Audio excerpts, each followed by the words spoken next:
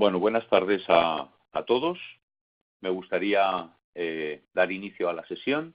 Vemos que ya hay bastante gente registrada y esperamos que lo que os vamos a presentar durante este webinar sea de vuestro total interés, como introducía hace un momento.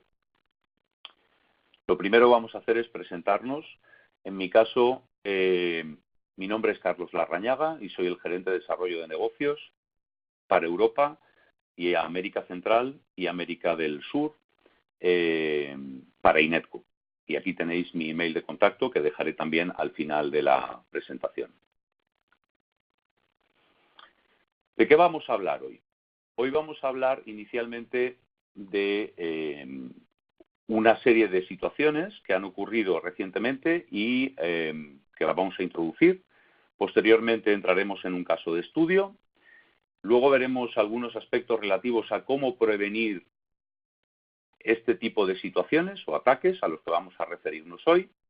Y luego pasaremos a enumerar una serie de recomendaciones más adelante sobre estas prevenciones que comentaba. Y por último, dejaremos unos 10 o 15 minutos relativos o referentes a ruegos y preguntas.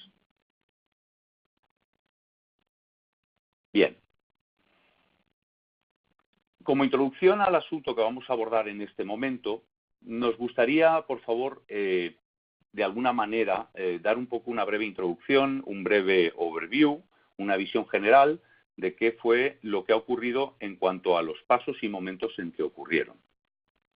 El 10 de agosto, el FBI emitió una nota dirigida a la industria financiera donde indicaba a los bancos que los cibercriminales estaban planificando un esquema global de retiros ilimitados en redes de ATMs y que podría ocurrir en los días posteriores a la emisión de dicha nota.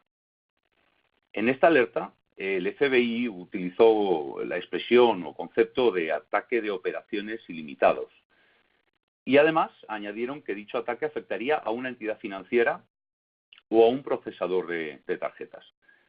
Y todo ello se lleva a cabo utilizando un malware. Más adelante veremos cómo fue realizado. El objetivo era acceder a la información de las tarjetas de clientes y, digamos así, reventar el acceso a la red, lo que acabó resultando en el robo a gran escala de fondos a través del canal ATM. Más adelante el FBI menciona que este tipo de actividades puedan continuar bien a corto o posiblemente a largo plazo. Y también especifican una serie de recomendaciones en las que vamos a entrar. Como decía, la secuencia es el 12 de agosto, alerta sobre un posible bombardeo. El 14 de agosto, alerta a los bancos sobre ese potencial esquema de hackeo en ATMs, en este caso la CNN. Y el día 14 de agosto también el FBI dice que hay que avisar sobre estos esquemas de retiros ilimitados que he publicado a través de la CBS. ¿Qué ocurrió? Pues lo que ocurrió fue tan sencillo que el 14 de agosto Cosmos Bank recibe un ataque. Es decir, aproximadamente 1 o 2 días después de que se emitiera la nota del FBI, Cosmos Bank, que además resulta ser el banco más antiguo de la India, fue atacado por un esquema que parece encajar dentro de la descripción que el FBI dio.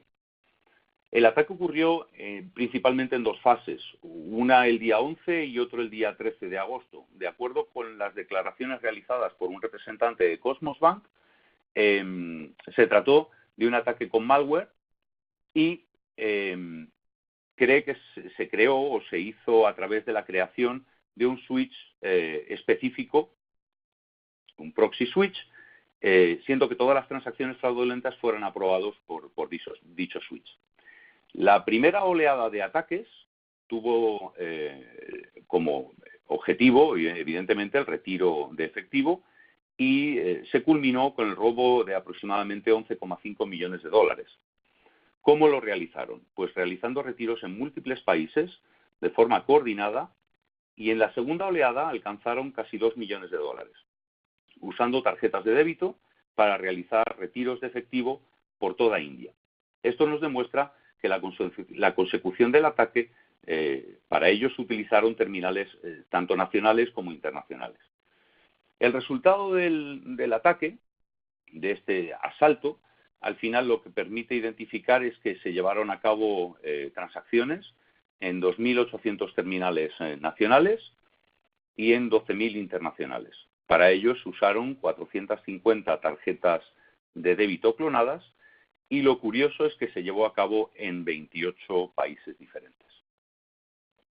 Los equipos de investigación todavía están desconcertados en cuanto a la forma absolutamente coordinada y concertada con la que esta actuación, este ataque, se llevó a cabo, teniendo además en cuenta que ocurrió en un ambiente PCI DSS.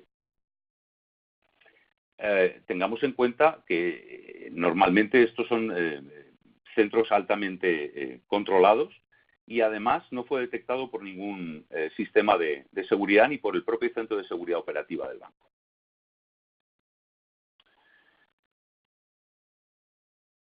Vamos a ver en este caso la forma en cómo esto se llevó a cabo. La parte importante, como decía, es que aunque en algunos casos pueda resultar extraño o pueda parecer nuevo este tipo de ataque, la verdad es que la forma en cómo se realizó es bastante semejante a otros que ya han ocurrido en el pasado por todo el mundo. Hay un caso concreto en el año 2016 donde también se llevó a cabo un ataque perfectamente orquestado contra una de las mayores entidades en África. Un equipo humano de más de 100 millones de personas, conocidas como mulas, usaron tarjetas falsificadas y consiguieron retirar hasta 19 millones de dólares en menos de 3 horas. Dichas transacciones fueron aprobadas sin que el banco tuviera ninguna visibilidad sobre ellas. Bueno, pues poco después de ese ataque nos pidieron que les ayudáramos y el banco se sentía extremadamente expuesto, vulnerable y sentía que podía ser objeto de otro ataque y además que pudiera ocurrir en cualquier momento. Así que hoy os vamos a enseñar lo que pasó y cómo podemos reducir de forma significativa el impacto de dichos ataques.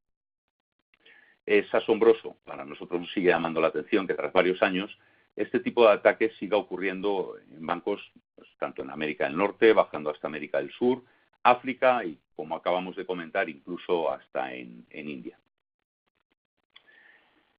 Bien, para este caso concreto que os vamos a explicar y para tener una comprensión más clara de cómo se ejecutan este tipo de ataques, vamos a revisar este esquema simple donde hemos intentado replicar el flujo transaccional habitual de un banco moderno. Empezaremos con una visión de alto nivel e iremos poco a poco bajando a detalle. En esta transparencia podemos ver que las transacciones llegan desde los ATMs del propio banco.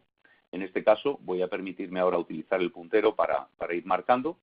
Por lo tanto, podemos marcar los ATMs propios. También podemos recibir transacciones de terminales o de ATMs que no sean propios. Y lo que sí tienen en común es que en este caso las transacciones son de clientes usando tarjetas del propio banco. Es decir, son tarjetas propias, utilizadas, como digo, tanto en cajeros propios como en cajeros externos. Normalmente, los ATMs de terceros se conectan a una red de pagos. Pueden ser, por ejemplo, ejemplos, aparte de los procesadores locales de pago, pueden conectarse vía las redes de pagos de Visa o Mastercard, para ello usando normalmente protocolos ISO 8583 o variantes. Todo ello, evidentemente, acaba en el switch de pagos de la entidad y que se conecta de tal forma a enviar, recibir tanto las transacciones on-as como las transacciones off-as. En este caso, para las transacciones propias, se requiere la autorización propia del sistema, pero en el caso de que la transacción sea off-as, evidentemente vamos a requerir una autorización previa para poder llevar a cabo esta transacción. Todo esto, evidentemente, se realiza en tiempo real y las validaciones tanto de límite disponible en la tarjeta, como también los controles de las herramientas de fraude, vigilan toda esta transaccionalidad que hemos dibujado de una forma muy sencilla en tiempo real o casi en tiempo real. Vamos ahora a entrar un poco de más detalle en cómo se llevó a cabo este ataque, cómo se orquestó. Vamos a centrarnos en la jugada del ataque. Digamos que en el argot deportivo vamos a hacer lo que es la repetición de la jugada. La información de las tarjetas se obtuvo con participación de empleados de la entidad, a través de una combinación de phishing e ingeniería social. Sabemos que de la misma forma el malware se introdujo en el ambiente del banco, llegando hasta el mismo switch transaccional. Por lo tanto, por un lado tenemos la captura de la información y de alguna manera se pudo llegar a introducir el malware dentro del switch transaccional. La información recogida de las tarjetas se usó para clonar cientos de tarjetas y distribuirlas entre un número importante de mulas, encargados de llevar a cabo el retiro de los ATMs posteriormente. Una vez todo está listo, el ataque empezó con el uso de unos 1.400 ATMs en Tokio.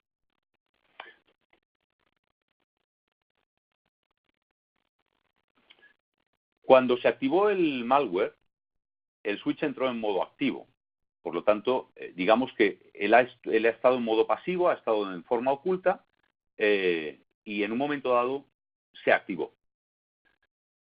Y empezó a probar transacciones fraudulentas. Como dichas transacciones nunca llegaban al autorizador, que está al final del proceso, los límites de las cuentas ni siquiera eran validados. Y todos los sistemas de detección de fraude ni llegaron a tener conocimiento de lo que estaba ocurriendo. No tenían visibilidad sobre esta actividad. Por lo tanto, aquí hubo una zona bastante oscura en la parte, digamos, del backend de la propia entidad financiera. Aquí es donde entra en juego y cobra todo su sentido la expresión usada por el FBI, retiros ilimitados. Pues se pueden realizar todas las transacciones que se quiera sin que haya manera de detectarlas ni poder pararlas. Luego esto se convierte en un círculo cerrado que no requiere ninguna validación. Conviene recordar que el switch transaccional, en este caso el que se vio afectado, está en un ambiente PCI DSS, como comentábamos hace poco, cuya red está completamente segregada del resto de ambientes. Se realizan pruebas y controles regulares para mantener esa certificación. Además, el malware fue capaz de pasar por todos los filtros anti-malware, firewalls, listas blancas, gestión de privilegios, soluciones DLP, y al final solo estoy, digamos, nombrando algunas. Ya de por sí, el conseguir pasar por todo ello ya fue un logro. Este ataque, realizado en varias fases y etapas, habitualmente se le conoce como amenaza avanzada persistente, que usa el llamado ataque del hombre en el medio. Es avanzado porque uno usa una combinación de técnicas que permiten ultrapasar los controles críticos y persistente porque permite realizar una gestión externa constante para extraer la información necesaria de su objetivo, por ejemplo, las tarjetas.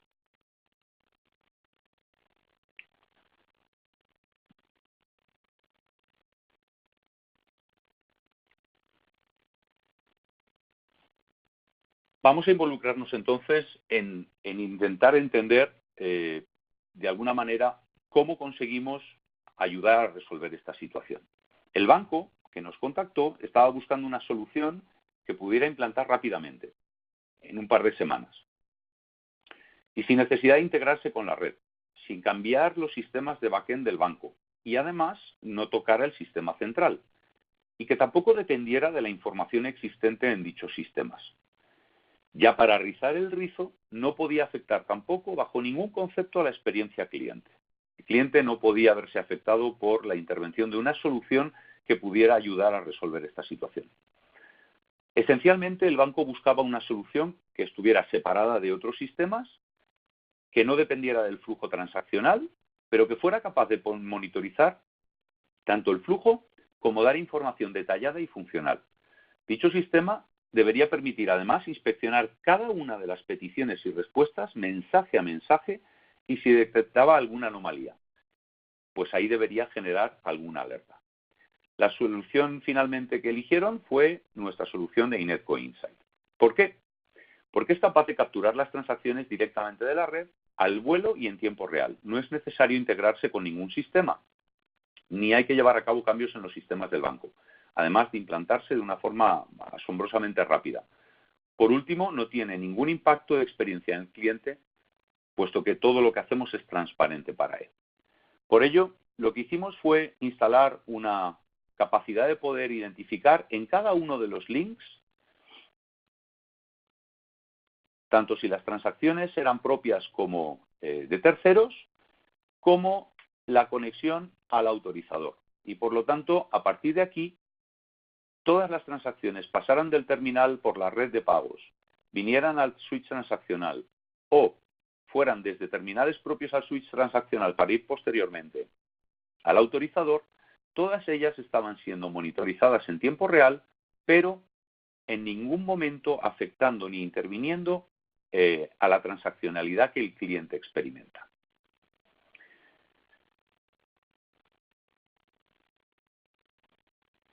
Vamos a entrar ahora en lo que es la parte relativa a alertas y reglas sugeridas.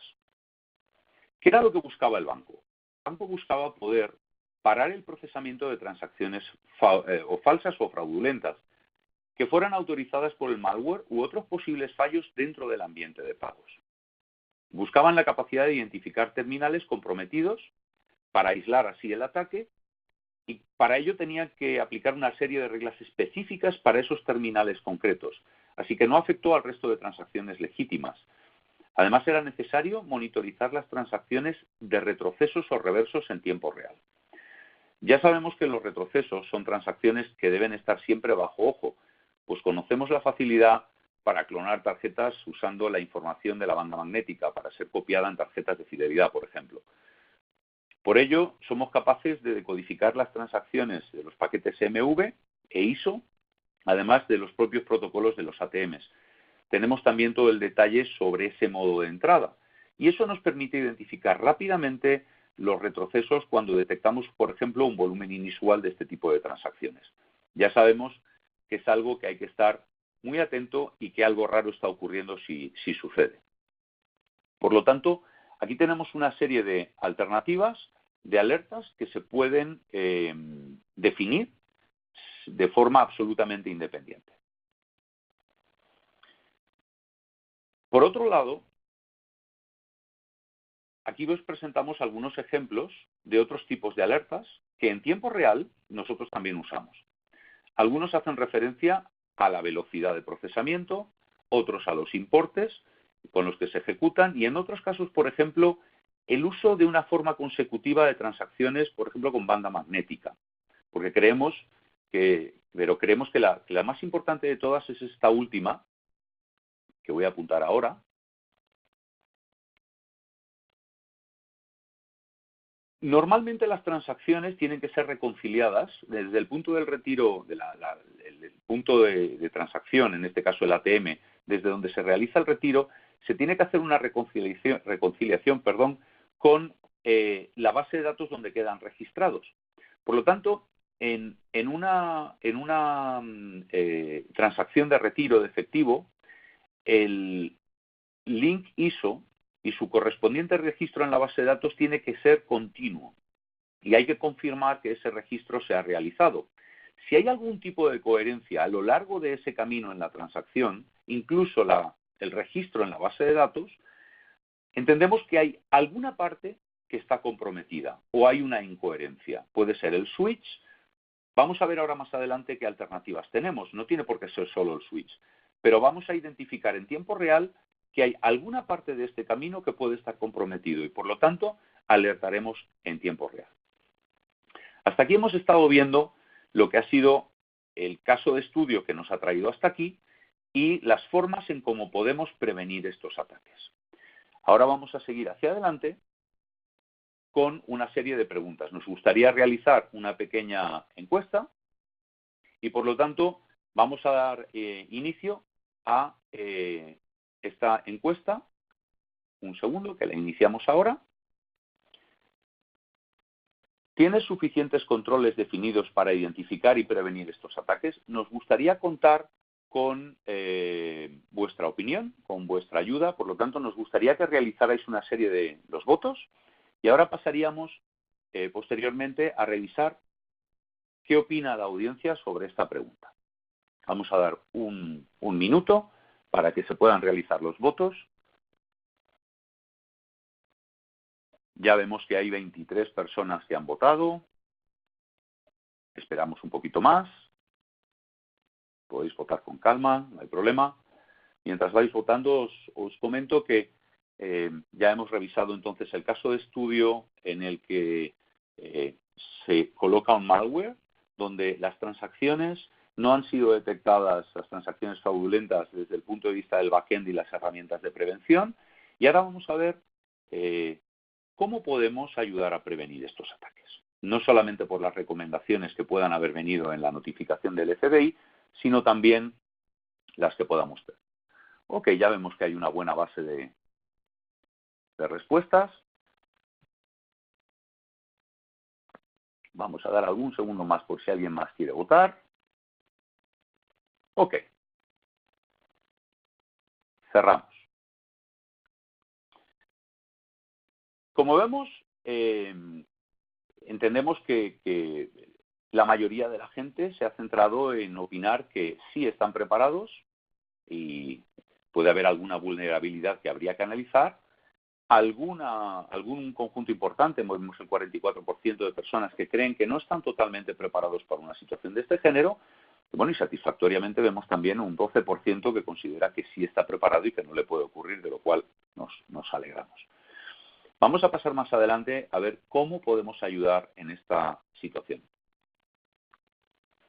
Por lo tanto, en este caso vamos a intentar avanzar hacia lo que sería aquello que podemos hacer para ayudar a prevenir.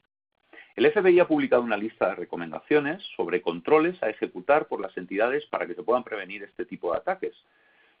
Algunos de esos controles seguramente ya están implantados en la mayoría de los bancos, pero aún así recomendamos que además de incluir todo el conjunto de alertas, también se asegure de que se prueban con regularidad. Además, sabemos que algunos proveedores de cajeros, como es el caso de nuestro partner NCR, ha publicado las mejores prácticas para proteger los ATMs y sus tarjetas. Si tenéis interés en estos documentos, os los podremos compartir con gusto. Quizás complementando estos controles y mejores prácticas, creo que es necesario añadir unas nuevas capas de seguridad y control y monitorización para identificar posibles ataques de hombre en el medio. En todos los ambientes de pagos, uno de estos, controles adicionales que se pueden añadir son para garantizar la monitorización de la transacción end-to-end, de inicio a fin, de tal forma que podamos ser alertados si ocurre algo extraño en alguno de los saltos que da la transacción. No hace falta decir que cuando hablamos de seguridad no hay remedios mágicos, evidentemente, pero garantizar que cada banco tiene todas las medidas de seguridad posibles, cubriendo los diferentes niveles de defensa, es algo que es absolutamente fundamental. Ello nos garantiza que podemos minimizar el impacto en caso de ataque. Por ejemplo, como hemos visto en el caso que hemos estudiado hace unos minutos, si se consigue pasar por encima de todos los sistemas anti-malware, los privilegios de usuario, etcétera, como veníamos comentando, se necesitan otras capas de seguridad que nos garanticen la detección de posibles brechas. Generar estas capas de seguridad a diferentes niveles no solo complica más el posible ataque a los delincuentes, sino que además limita los efectos, evidentemente. El primer punto de la lista del FBI recomienda la separación de responsabilidades operativas, creando diferentes niveles de control de seguridad en cada organización, asignando roles a cada capa de control. Esto significa que hay que garantizar que si en una organización, por algún motivo, se ve comprometida, su función de control sobre un posible phishing, tiene que haber otras funciones de control que deban seguir siendo capaces de controlar de forma independiente. Luego, la segregación de responsabilidades operativas y de control son fundamentales.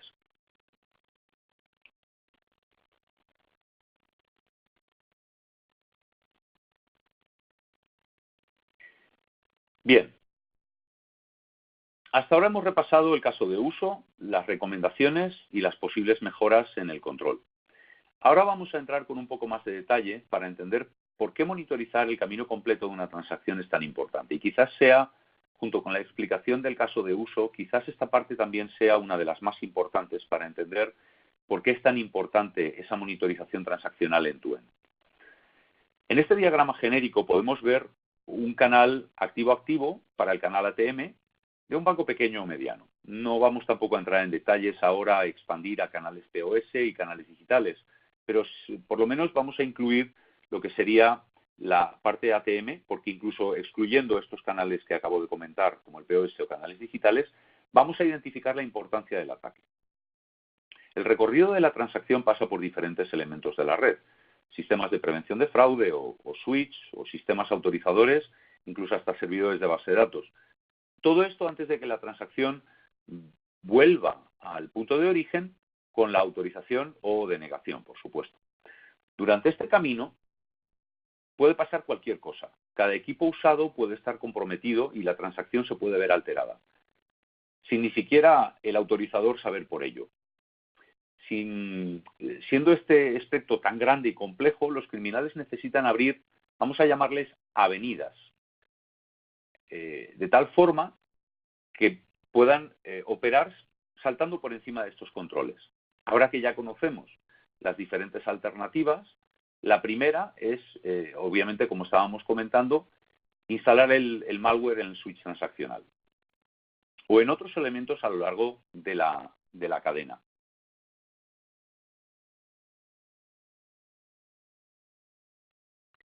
Esto nos permite, al criminal le permite, evidentemente, controlar y generar estas avenidas que estábamos comentando, a través de las cuales puede saltarse todos esos controles.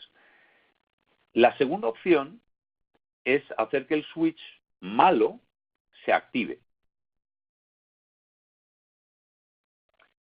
Con todo ello, y analizando un segundo ataque que podemos tener realizado como hemos visto, al ataque que comentábamos antes, si enfocamos todo nuestro esfuerzo a detectar y a capturar la información a nivel de red, sabemos que lo más importante en una red autónoma es que para un ataque de este género, el protocolo que nos va a permitir de alguna manera de forma autónoma iniciar este ataque es el Open Shortest Path First, el OSPF. Una vez sabemos que la tabla de enrutamiento, que es a la que vamos a atacar directamente con este malware, ha podido ser comprometida, este protocolo lo que nos permite es hacer un uso de una contraseña estática hasheada con MD5 para comunicar LSAs, Link State Advertisement, con otros routers. Definitivamente no es algo trivial. Y, por supuesto, el hecho de alterar la tabla de enrutamiento puede provocar, como acabamos de comentar, problemas muy graves. Una vez ya los criminales tienen acceso a la tabla de enrutamiento, puesto que han sobrepasado todos los niveles de control, a partir de ahí pueden cambiar el gateway hacia un proxy que ya controlan, introduciendo ahí las transacciones que deseen. Una vez está hecho esto, los criminales pueden hacer lo que se suele llamar el agosto. Estos son dos ejemplos para poder ejecutar lo que se llama el ataque del hombre en el medio. Necesitamos recordar que aunque consideremos estos ataques como extremadamente avanzados, teniendo en cuenta que su objetivo es sobrepasar sistemas cada vez más complejos y más difíciles de acceder, los ataques, sin embargo, cada vez van a seguir avanzando y cada vez van a ser más complejos. Pese a todo ello, tenemos manera de ayudar a los equipos de seguridad, que sabemos que están dedicados al 150%, a poder identificar estas situaciones. ¿Cómo conseguir superar estas barreras? Bueno, pues la manera más sencilla, y si volvemos otra vez al concepto de la monitorización del camino de las transacciones, hemos simplificado el diagrama anterior, donde hemos quitado el elemento de alta disponibilidad. Con esto vamos a ilustrar de una forma muy sencilla la forma en cómo podemos ayudar a poner una nueva capa de control en el mundo transaccional, teniendo visibilidad de punta a punta. Parece complejo ser independiente de esta monitorización end-to-end de las transacciones en los ATMs, porque hay muchos nodos y conexiones. Como podemos ver, desde este punto de vista, aquí vamos a entrar por diferentes áreas que son todas ellas absolutamente independientes, aunque estén interconectadas. En otras ocasiones se utilizan protocolos diferenciados, en otros casos son no estándar, pasan por diferentes infraestructuras y parece complejo generar una capa homogénea de control pudiendo consumir o digerir toda esta cantidad de información. Incluso cuando en algunos casos tenemos situaciones donde la transacción empieza con unos campos presentes en algunos mensajes, sin embargo desaparecen en el camino. ¿Y cómo conseguimos entonces, teniendo diferentes tipos de protocolos, diferentes contenidos que van cambiando a lo largo de la transaccionalidad, donde además tenemos diferentes infraestructuras, cómo podemos añadir un nivel de seguridad? Bueno, pues realmente nosotros lo que podemos hacer es, vuelvo atrás, lo que podemos hacer es añadir algo que parece muy complejo, pero para nosotros es bien sencillo, puesto que ahí es donde se encuentra la fortaleza de Inetco Insight. Esta pieza que hemos colocado aquí en el diagrama nos permite realizar una copia integral de la transacción, de forma pasiva, a lo largo de cada uno de los saltos de la transacción en su camino. Decodifica los mensajes que pasan por ella, los correlaciona de inicio a fin, siendo capaces a partir de ahí de generar alertas en tiempo real cuando ocurre algo extraño o en las transacciones o el comportamiento bien transaccional o bien de volúmenes es algo extraño no esperado. Y todo esto se hace a lo largo de todo el camino. Veamos un poco más de detalle en cuanto al nivel de la tipología de los mensajes.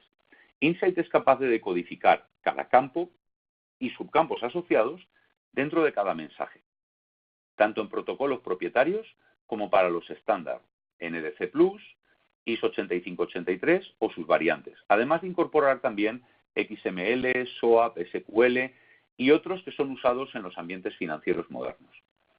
La habilidad de correlacionar la transacción y todos los campos en los mensajes, si un campo es modificado por un nombre en el medio, por ejemplo, vamos a suponer que cambia el beneficiario, o simplemente aprobar transacciones fraudulentas. Inetco Insight va a ser capaz de atrapar y alertar sobre esos cambios en tiempo real. Es decir, cualquier transacción que pueda circular desde aquí, pasando por los diferentes enrutadores, firewalls o el switch, incluso hasta cuando se envían al registro para autorización, cuando la transacción fluye tanto en la ida como en la vuelta, si alguien realiza un cambio, Insight va a capturar cada uno de los mensajes a lo largo de todo ese proceso y va a poder identificar que no se ha sufrido ningún cambio.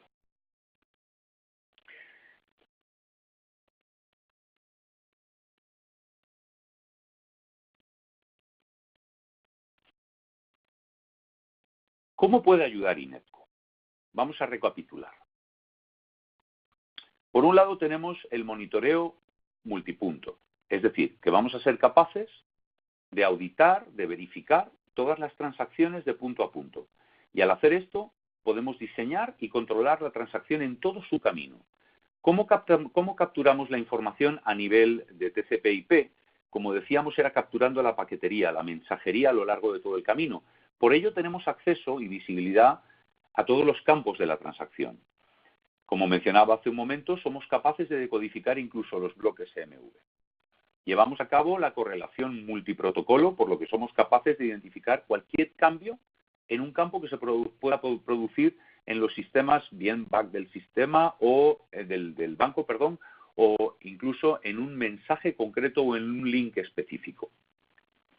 Debido a que realizamos una monitorización multipunto de protocolos propietarios, no solamente los estándares de la industria, sino que si la entidad utiliza un protocolo propietario, también somos capaces de gestionarlo y de codificarlo. De hecho, ese es uno de los puntos fuertes de nuestra herramienta y tenemos la capacidad de poder incluso alimentar otras herramientas terceras con la información que somos capaces de extraer no solo de los protocolos estándar, sino también de los protocolos propietarios. De hecho, con nuestro módulo Open Data Access, somos capaces de enviar información transaccional de alto valor añadido en cuanto a la riqueza de la información que capturamos a cualquier herramienta que la entidad financiera, el procesador de pagos o el emisor de tarjetas pueda tener disponible. Evidentemente, esas herramientas pueden ser herramientas de prevención de fraude, de monitoreo, incluso de seguridad, porque, como decía antes, campo a campo podemos extraer esa información y retroalimentar las herramientas que estén gestionadas fuera de Insight, no tienen por qué estar dentro de Insight. ¿Qué es lo que nos hace únicos o diferentes? Nuestro abordaje para capturar la información transaccional es sumamente liviano. La información que nosotros capturamos es copiada desde la red y en cada uno de los santos donde se realiza lo hacemos en tiempo real. Luego toda esa información es pegada, es decir, la correlacionamos y se muestra de una forma que se pueda visualizar cada transacción de inicio a fin. Podemos ver todos los detalles de una transacción, incluso llegar a ver el contenido de cada campo. Debido a la riqueza de la información en la capa TCP, tenemos más información disponible que nos permite crear reglas que permiten identificar actividades o comportamientos sospechosos. Por último, sabemos que los criminales, obviamente, van moviendo sus actividades de canal a canal, no quedan fijos solamente en un solo canal. Por lo tanto, los espacios negros, los espacios ocultos en los ambientes omnicanal existen. Por ello, ellos usan esa información para poder operar. Saben dónde están esos puntos o lo intuyen. Con Inetco Insight, nosotros tenemos la capacidad de correlacionar todas las transacciones de inicio a fin a través de cualquier canal, incluso con un ámbito omnicanal, iniciando una transacción en un canal y pudiendo terminarla en otra, sin que la entidad tenga que realizar ningún tipo de desarrollo, ningún tipo de cambio. Somos nosotros los que nos adaptamos al cliente. Bien, estos han sido principalmente los conceptos que os queríamos transmitir hoy. Hemos cubierto toda la parte referente al caso de uso, a la alerta del FBI, a las mejores prácticas, alertas y controles que se pueden establecer, a detallar cuáles son las diferentes capacidades que Inetco Insight puede aportar dentro del valor añadido de las reglas de control, siendo independiente de los sistemas, como hemos comentado, y de las infraestructuras y tipologías de mensaje. Esperamos que haya sido de vuestro interés y de vuestro provecho. Si tenéis más interés en conocer más detalles sobre esto, podéis entrar en contacto conmigo directamente. Aquí veréis más adelante los datos. Vamos a hacer ahora una pequeña encuesta, una última encuesta. Vamos a abrir las votaciones. La pregunta es, ¿cuándo le gustaría comentar su estrategia de seguridad de pagos? Tenemos 5 opciones. Dejamos línea abierta para que se puedan realizar las votaciones. Cada uno que pueda dar su opinión. Vamos a estar encantados de atenderos después de la finalización del webinar. Incluso ahora daremos un pequeño espacio, 4 minutos quedan, para iniciar 15 minutos aproximadamente de dudas, aclaraciones, cuestiones. Y posteriormente, con gusto, a todos los que tengáis interés, os podemos realizar una demo. Más adelante os dejaré mi dirección de correo en la pantalla. También tenéis disponible nuestro blog, que se enfoca al asunto que hemos abordado hoy.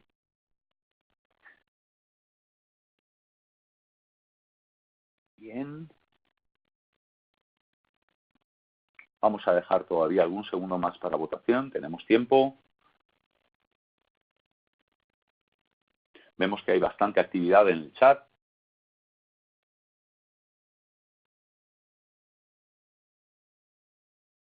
Recordad que tenéis una pestaña en la pantalla donde estáis visualizando, tenéis una pantalla de preguntas que podéis utilizar para lanzarnos las preguntas que consideréis oportuno. Ya vemos que ha habido gente que ha preguntado. Vamos a cerrar resultados de la encuesta.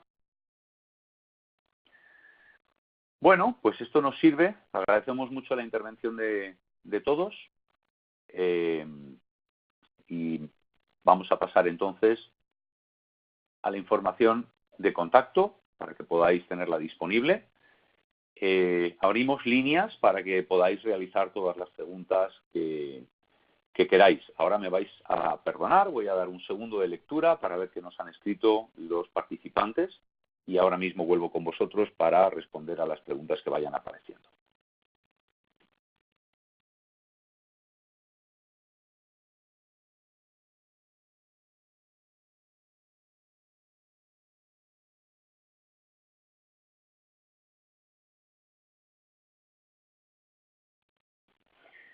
Álvaro Cubero nos hace una pregunta muy interesante. Nos pregunta que si no integramos con nuestros sistemas, si Insight no se integra con los sistemas de la entidad, ¿cómo podemos analizar las transacciones?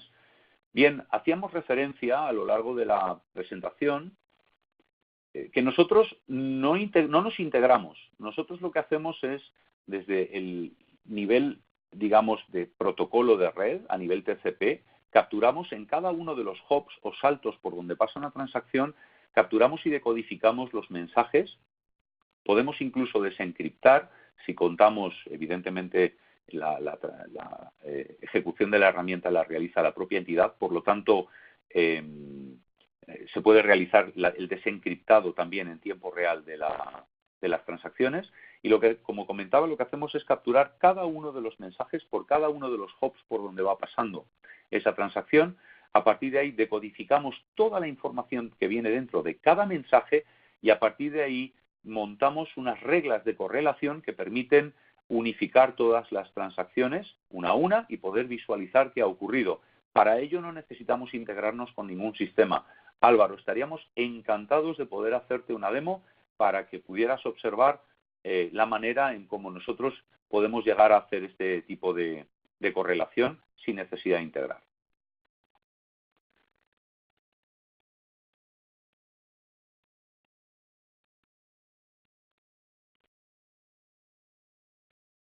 Alejandro Padilla nos pregunta si Insight realiza filtros del sniffer sobre el switch, filtros preestablecidos en los mensajes, o debo configurarlos a medida en cada caso. Bien, Alejandro, en realidad, en el fondo, no es necesario que la entidad haga nada. Es decir, Insight es quien va a interpretar en conjunto con el equipo del banco o del procesador de pagos la posibilidad de identificar cuáles son los diferentes tipos de tablas de decodificación, cuáles son los mensajes y cómo se correlacionan. Y por lo tanto, en realidad, la entidad lo único que nos tiene que ayudar es a interpretar cuáles son los protocolos que utiliza, qué infraestructuras tiene y por dónde pasan los mensajes de las transacciones. Pero en realidad eso se hace una vez y ya no se vuelve a hacer más, salvo que cambien los protocolos, obviamente. Por lo tanto, como decía antes, esto es una instalación en modo light, no provoca ningún impacto sobre la propia entidad. De nuevo, encantado de poder aclarar, Álvaro y Alejandro, las preguntas que podáis tener.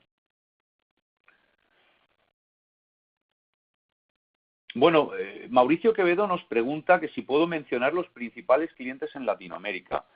De acuerdo, pues nosotros en este momento estamos trabajando con Redbank en Chile, procesador local en Chile. Tenemos también un procesador iGlobal en México, que es el mayor procesador y probablemente uno de nuestros clientes más grandes en la región. Tenemos también clientes de retail. Bueno, pues tenemos varias coberturas. Por supuesto que tendríamos todo el gusto de poder compartir con todos las diferentes situaciones y clientes que tenemos no solamente en Latinoamérica, sino también en Norteamérica, en nuestra página web, aunque he mencionado dos de los más importantes, pero tenemos en nuestra página web, están colgados no solamente casos de estudio, sino además otro tipo de clientes, que son tanto procesadores como entidades financieras, emisores de tarjetas, incluso retailers.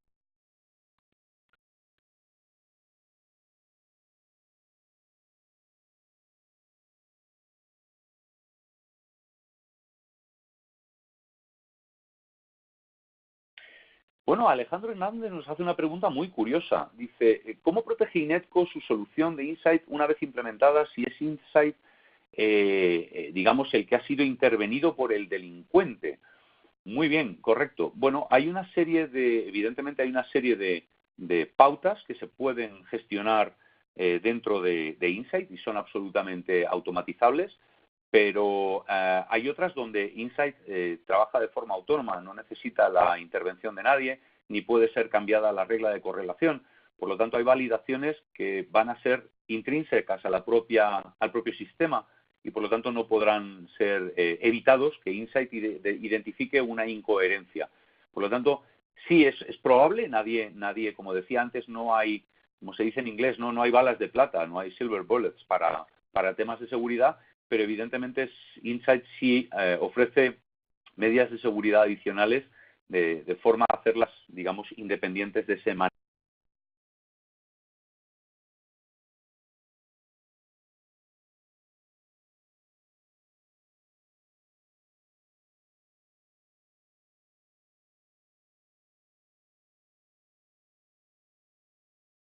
Dimos la información con vosotros, celarranaga@inetco.com. Vitali Herrera, con gusto, la compartimos con vosotros. Sigo leyendo.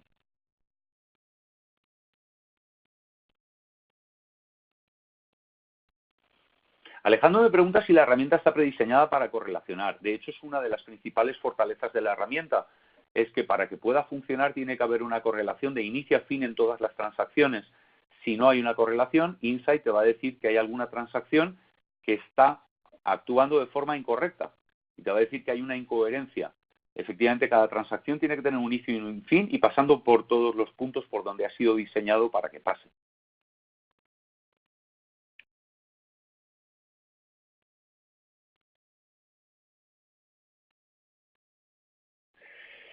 Marco López nos pregunta si puede realizar si para realizar el monitoreo más integral al respecto de todos los posibles puntos de la falla en la red es necesario enviar tráfico desde los puertos espejo por cada uno de los puntos por donde pasa, ruteadores, switches, data power, F5. Bien, habría que analizar, Marco, en concreto cuál es la infraestructura que tenéis y qué es lo que queréis monitorear, pero evidentemente conviene en cada punto donde el banco intente o quiera realizar la medición, realizar la captura de puerto span. Efectivamente, es la tecnología que usamos.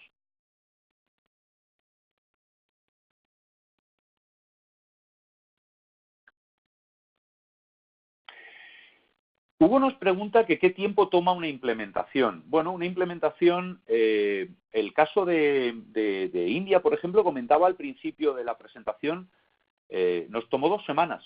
Nos tomó 2 semanas, no tardamos más, pero sí es cierto que fue una situación de urgencia y contábamos con todos los recursos, tanto por parte del banco como por parte de todos los intervinientes.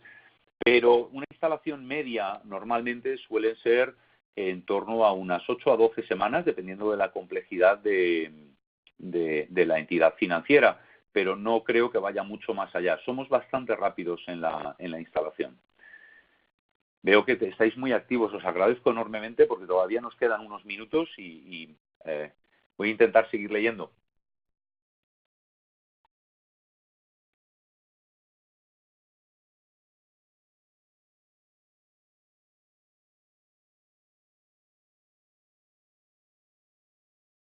Bueno, Álvaro Cubero Pardo nos pregunta exactamente lo mismo de otra manera, ¿no? Es decir, si la gente del equipo de fraude, en el primer caso que comentamos, en India, estaba involucrado el personal de la entidad, ¿qué nos evita que pueda también intervenir en Insight? Bueno, pues como comentábamos al principio, existen una serie de reglas que son intrínsecas a la solución. No es, como también ya os adelantaba, no es la solución perfecta, no es la panacea, pero evidentemente va a añadir una complejidad adicional y te va a permitir garantizar que hay una serie de controles que probablemente hoy a lo mejor no estés haciendo y que en nuestro caso sí estará resuelto. Gracias, Álvaro, por tu pregunta.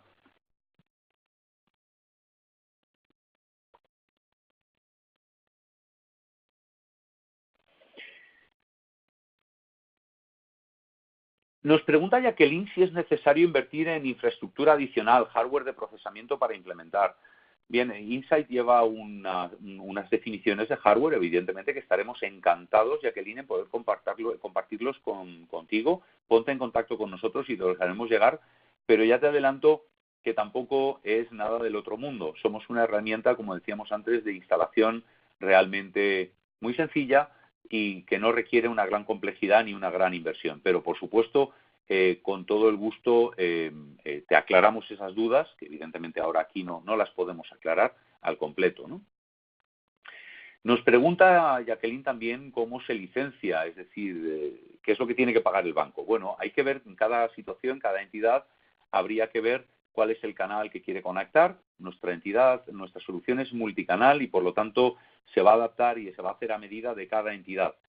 Nosotros lo que normalmente hacemos es un estudio de trabajo con la propia entidad para identificar exactamente qué es lo que quiere conectar, qué es lo que quiere monitorear, dónde están los principales problemas e intentar buscar la ayuda. A partir de ahí se hace un levantamiento de todo el trabajo que hay que realizar y del tipo de licenciamiento que la entidad necesita, que varía en función de, como decía, del tipo de transacción o canal que haya que comentar, pero insisto, con gusto lo podemos aclarar.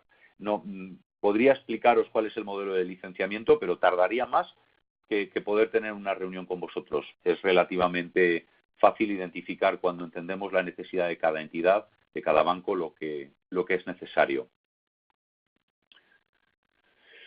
Bien, nos preguntan también qué nivel de integración se tiene con las herramientas de gestión. Evidentemente sí.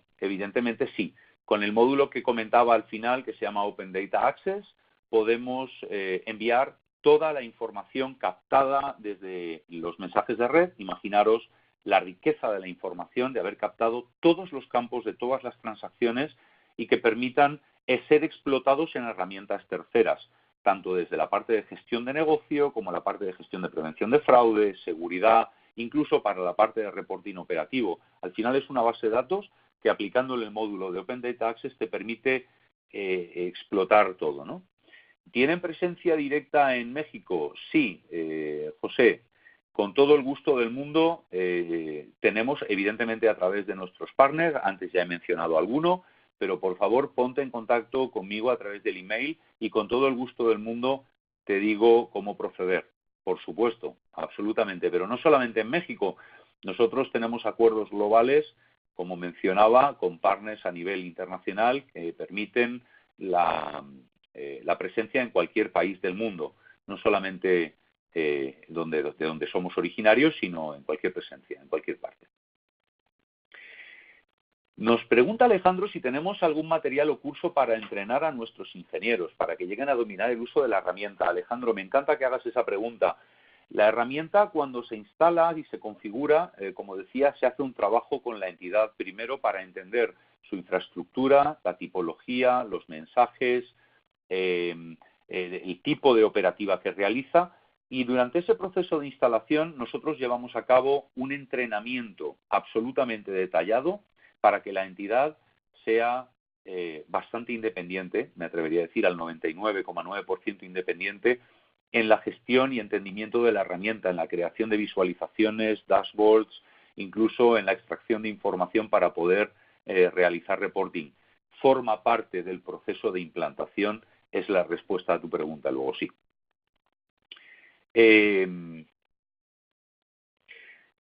Nos preguntan si tenemos presencia en República Dominicana y si damos servicio para Centroamérica. Por supuesto que sí, claro que sí. De hecho, recientemente he estado en algún país de Centroamérica y, como decía antes, bueno, pues tenemos partners locales y globales a los que pueden referirse. E insisto, en la presentación he mencionado a NCR, nuestro partner global, pero también tenemos partners locales de diferentes países.